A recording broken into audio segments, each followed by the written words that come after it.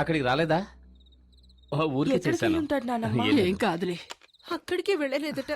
మరి ఎక్కడికి వెళ్ళుంటాడు? ఎక్కడికి వెళ్ళడు, వస్తాడులే, కంగారు పడకు.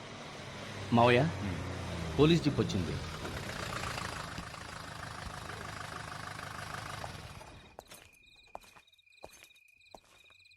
సార్, శక్తి ఇంకా రాలేదు. వాడు రాగానే నేనే తీసుకొచ్చి అప్పగిస్తాను. నోనో, నేను అందుకు రాలేదు. మా అబ్బాయి తప్పు చేసేవాడు కాదు సార్, చాలా మంచివాడు. వాడిని క్షమించి వదిలేండి సార్. రాజేశ్వరి, వాడి మీద ప్రేమతో ఇలా మాట్లాడుతున్నాడు సార్. జనార్దన్, అందులో తప్పేం లేదు. ఒక అమ్మగా ఆవిడ ఎమోషన్ చాలా కరెక్ట్. చూడమ్మా, మీ అబ్బాయి చాలా మంచివాడు. అతనికి ఏ ప్రాబ్లం రాకుండా నేను చూసుకుంటాను. మీరంతా లోపలికి వెళ్ళండి, ప్లీజ్ ప్లీజ్, లోపలికి వెళ్ళండి. నేను కొంచెం ఆయనతో మాట్లాడాలి. రండి. అమ్మా ఏడవద్దమ్మా. చూడండి మిస్టర్ జనార్దన్, జరిగిన ఎన్నో విషయాలను మనం జరగలేదని చెప్పాం. అలాగే జరగని ఎన్నో విషయాలను మనకు తెలిసి జరిగాయని చెప్పాం. జీవితంలో ఫస్ట్ టైం ఒక మంచి పని కోసం అబద్ధం చెబుదాం. కొండారెడ్డిని కొట్టింది మీ అబ్బాయి కాదు సార్. అవును, వేరే ఎవరో కొట్టారు. అలాగే కేసు ఫైల్ చేయమని చెప్పాను. తప్పు సార్. ఇందులో తప్పే ఉంది. తను ఎవరిని కొట్టాడు? ఈ ఊరంతా చావాలనుకునే ఒక నీచుని కొట్టాడు. ఇదే కొండాగాన్ని 6 నెలల తర్వాత కొట్టుంటే శక్తికి అవార్డు గాని రివార్డు గాని ఇచ్చుండేవాళ్ళు. కొంచెం ఆలోచించండి. మీ శక్తి మన డిపార్ట్మెంట్కు కావాలి. సార్, కొండాగాన్ని కొట్టిన తర్వాత శక్తి తిన్నగా నా దగ్గరికి వచ్చాడు.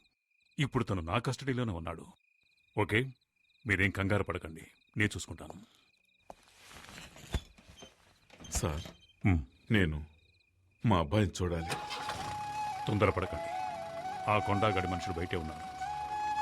వాళ్ల వల్ల మీ అబ్బాయి ప్రాణాలకి ఏ టైంలోనైనా ప్రమాదం కలగచ్చు. ఈ కేసుకు ముఖ్యంగా కొండా స్టేట్మెంట్ చాలా ఇంపార్టెంట్. అంతవరకు కొంచెం ఓపిక పట్టండి. Yes sir.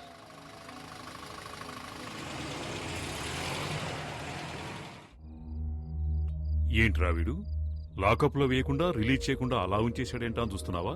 నువ్వెవరిని కొట్టావో తెలుసా? కొండారెడ్డిని. ఎవరికైనా వాణ్ణి ఎదిరించాలనే ఆలోచన వస్తేనే చాలు, వెంటనే వాణ్ణి నరికేస్తాడు. అలాంటోండి కొట్టావు.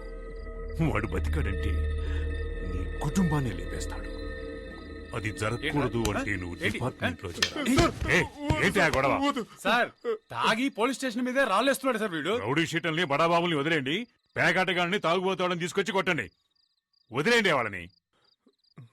ఏనొకడు తాతకు తీసి వదిలేండి వాడిని. మళ్ళీ చుట్టుపక్కల కనిపించావు చంపేస్తా. సర్వీస్ లో నాకు ఛాలెంజింగ్ గా నిలిచింది ఆ కొండగడొక్కడే. అలాంటి వాడిని ఢీకొన్నావు. నాకు చాలా గర్వంగా ఉంది. సార్, హాస్పిటల్ నుంచి ఫోన్ వచ్చింది. కొండారెడ్డికి స్పృహ వచ్చిందట.